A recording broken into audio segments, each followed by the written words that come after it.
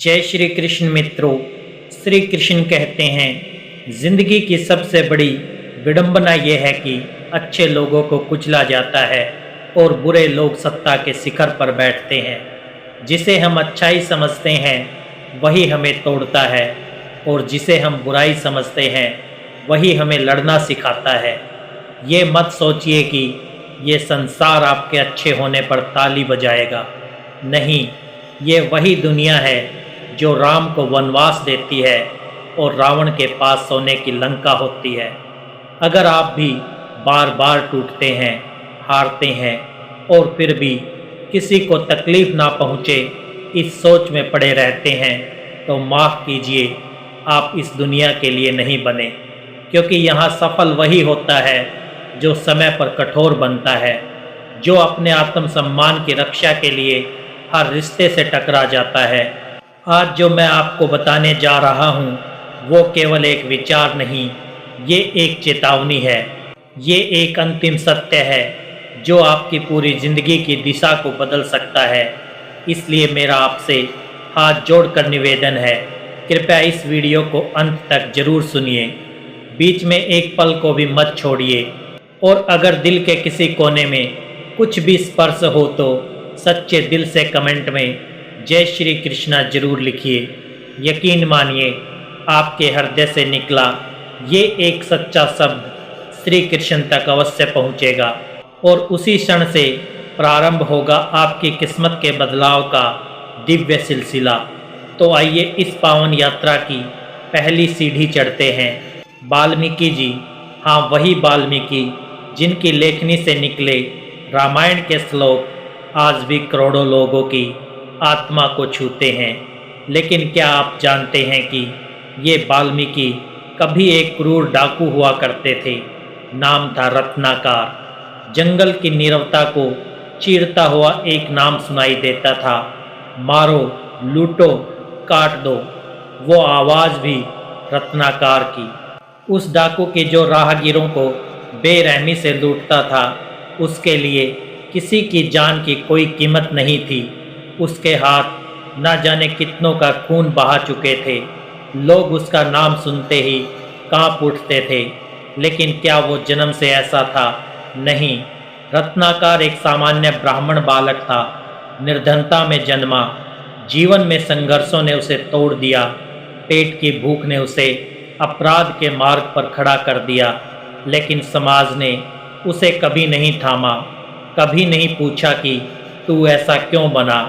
उसने सबका सहारा बनने की कोशिश की थी, लेकिन जब कहीं कोई जगह नहीं मिली तब उसने कठोर बनना सीखा। शुरुआत में वो अच्छा था, सबकी सुनता था, लेकिन दुनिया ने उसकी चुप्पी को कमजोरी समझा, उसे ठुकराया, अपमानित किया और अंत में वो बन गया रत्नाकर डाकू। समय बीतता गया। एक दिन उस डाकू का सामना हुआ एक तेजस्वी महात्मा से। नारद मुनि रत्नाकर ने उन्हें भी लूटने की कोशिश की, पर नारद मुस्कुराए, डरने की जगह बोले, तू ये पाप किसके लिए करता है? रत्नाकर ने गर्व से कहा, अपने परिवार के लिए। नारद ने पूछा, जिनके लिए तू पाप करता है, क्या वो तेरे पाप में भागीदार बनना चाहेंगे? रत्नाकर हंसा और बोला, क्यों नहीं होंगे? नारद ने कहा, जाकर पूछ ले। रत्नाकर गया, अपनी पत्नी से पूछा, क्या तुम मेरे पाप में भागीदार हो? पत्नी ने कहा, मैं तो तुम्हारे भोजन की भागी हूँ, लेकिन पाप की नहीं। माँ से पूछा, क्या तुम मेरे पाप में मेरे साथ हो? माँ बोली, बेटा जन्म दिया है, लेकिन तुम्हारे कर्मों का बोझ नहीं उठा सकती। उस क्षण रत्नाकर का संसार बिखर गया।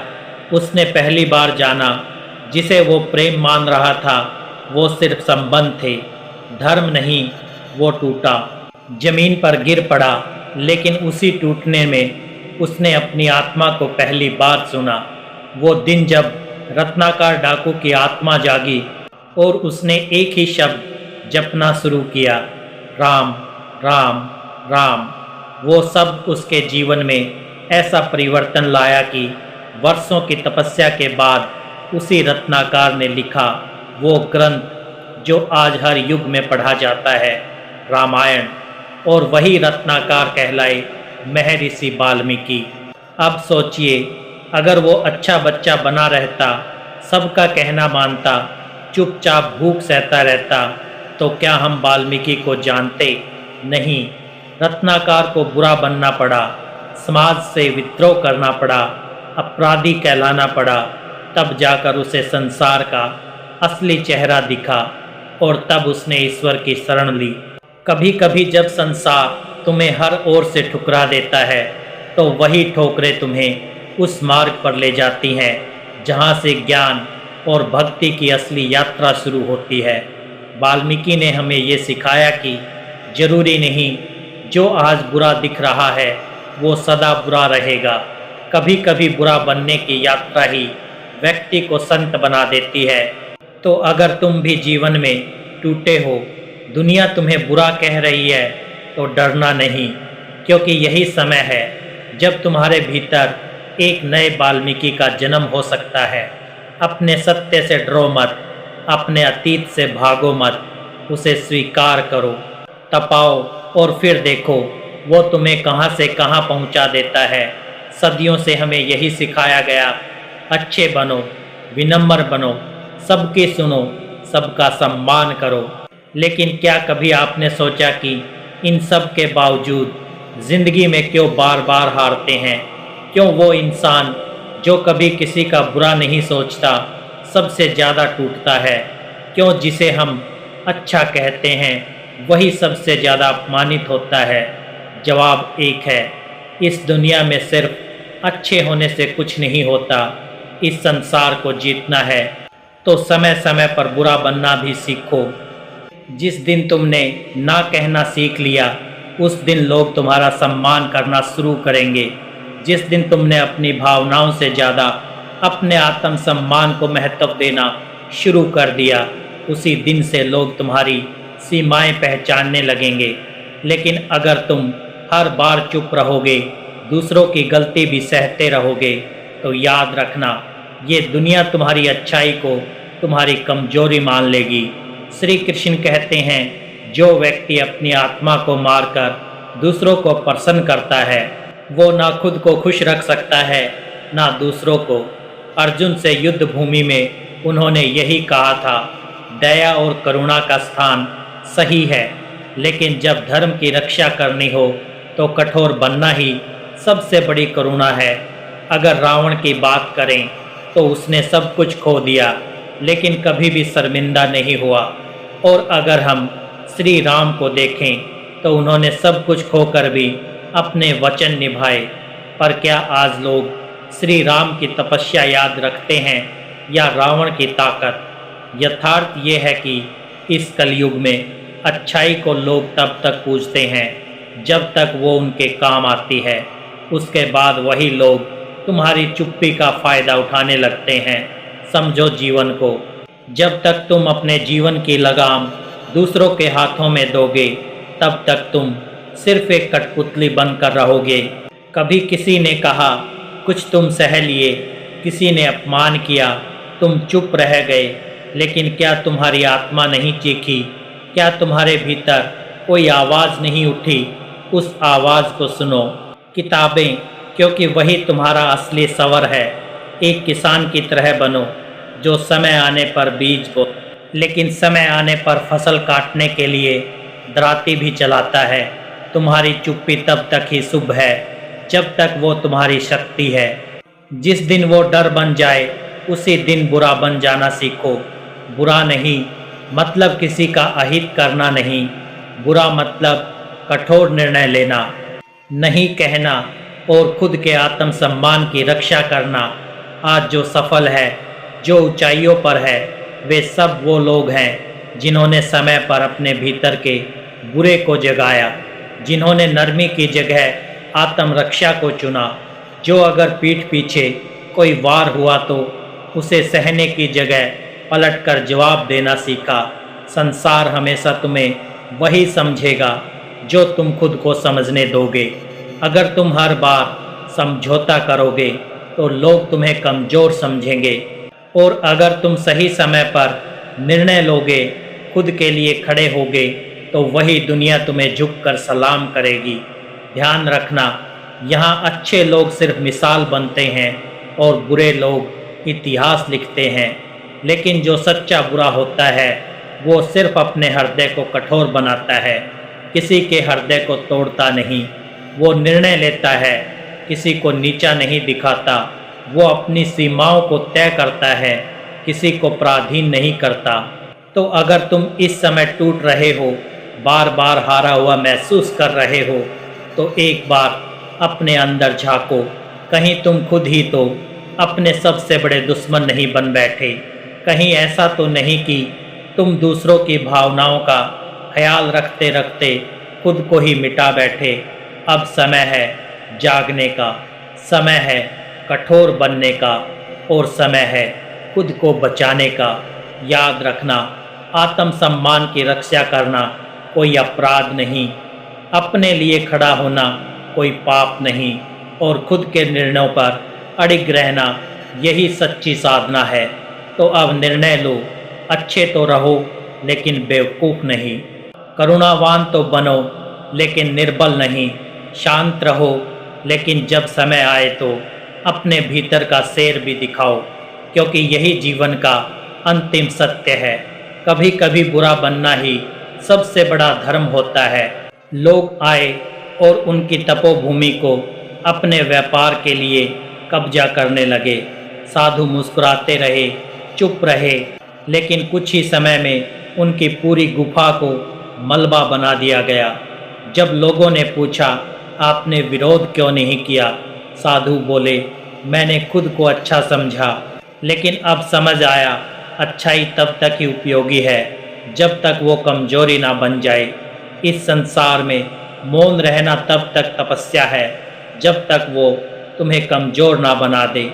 और एक बार अगर तुम्हारा मौन किसी और की ताकत बन जाए तो समझो समय आ गया है, उस मौन को गरजने दो। क्योंकि जहाँ बात अस्तित्व की हो वहाँ शांति नहीं, रण की आवश्यकता होती है। श्री कृष्ण कहते हैं, जो अपने धर्म की रक्षा नहीं करता, समय आने पर अपने शस्त्र नहीं उठाता, वो पाप का भागी होता है। तो अब तुम खुद सोचो, क्या तुम्हारा चुप रहना धर्म है या अधर्म? जिंदगी कोई मंदिर नहीं है जहाँ हर कोई अगरबत्ती लेकर आएगा। ये तो रणभूमि है जहाँ हर कोई अपने स्वार्थ की तलवार लिए खड़ा है। और अगर तुम हर बार दूसरों की तलवारें झेलते रहोगे तो एक दिन खुद के ही खून से लथपथ हो जाओगे, और तब कोई नहीं आएगा पूछने कि तुम ठीक हो। समय आ गया है कि तुम अपने अंदर के उस बच्चे को माफ़ करो जो हर बार सहता रहा, जो चुप रहा, जो डरता रहा कि अगर बोलूँगा तो लोग क्या कहेंगे, अगर मुंह खोलूँगा तो कोई बुरा मान जाएगा। नहीं, अब वो वक्त नहीं रहा। अब तुम्हें वो बनना है जो नरम तो हो पर ज़रूरत पर पत्थर भी बन सके। वो बनना है जो दया का सागर हो लेकिन अपनी सीमाओं की लक्ष्मण रेखा भी खींचना जानता हो। जो सबके लिए अच्छा चाहे लेकिन खुद के लिए कभी बुरा ना होने दे। याद रखो, एक जलता हुआ दीपक अंधेरे को ख़त्म कर सकता है, लेकिन अगर तूफान आए तो दीपक को अपने शीशे में बंद करना पड़ता है। वही दीपक तब रोशनी देता है, वो बचे रहता है। कई बार लोग कहेंगे, तू बदल गया है। हाँ, बदलो, क्योंकि जो नहीं बदलता वो टूट जाता है। अगर दुनिया तुम्हारी मासूमियत को ना समझे तो अब मासूम रहना छोड़ दो, क्योंकि बार बार टूटकर खामोश रह जाना कोई तपस्या नहीं, आत्महत्या है। अब तय करो, क्या तुम्हें हमेशा ऐसा ही जीना है, सबके लिए अच्छा और अपने लिए कभी कुछ नहीं? या अब समय आ गया है कि तुम भी अपने लिए खड़े हो सको, अपनी बात कह सको, और जब ज़रूरत हो तो बुरा कहलाना भी स्वीकार कर सको, क्योंकि बुरे कहलाकर बच जाना उससे कहीं बेहतर है कि अच्छे कहलाकर मिटा दिए जाओ। तो आज से वचन लो, खुद को कमज़ोर नहीं पड़ने दोगे। वो निर्णय लोगे जो तुम्हारी आत्मा को सुरक्षित रखे, और जब ज़रूरत हो तो शेर की तरह दहाड़ना सीखो, क्योंकि यही जीवन का आखिरी सच है। जो सिर्फ अच्छा बना रहा वो मिट गया, और जो समय पर बुरा बन गया वही अमर हो गया। महाभारत का युद्ध केवल पांडवों और कौरवों का संघर्ष नहीं था, वो हर उस व्यक्ति का युद्ध था जो अपने हक के लिए चुप रहा और समय पर बुरा नहीं बन सका।